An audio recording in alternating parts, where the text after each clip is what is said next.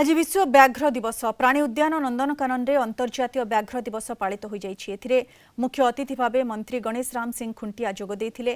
अन्य अतिथि भावे पीसीसीएफ नंदनकानन निर्देशक उपनिर्देशकों समेत समस्त अधिकारी उपस्थित थिले। एही अवसर में बाघ मानक खुआड़े रही जत्न नेउथिबा जंतु रक्षक मानकु पुरस्कृत करा जायथिला।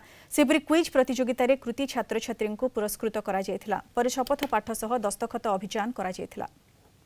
बाघ जाति लोप पाईगलानी कारण कि आमर जो जलवायु असुस्थ होई अछि से असुस्थ जलवायु किपरि होछि ना आमे ही निजे ताको असुस्थ करूचे। आमे जंगल काटी दे गछ सब काटी दे आम जलवायु को अधिक खराब करूचे, जहा फल रे कि आम जातीय पशुर क्षति होछि।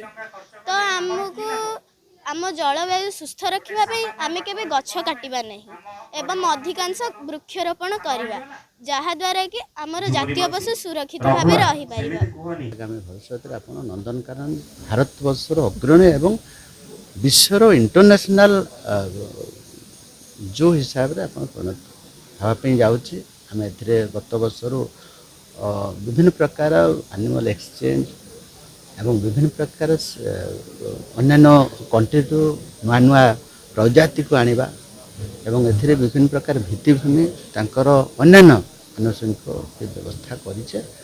से कथा आम लोकल रिप्रेजेंटेटिव मानकर भी सहमति अच्छी, लोकल पब्लिक सहमति अच्छी। से दिगरे सरकार नजर रखुचंती। आम विभाग कथा होची।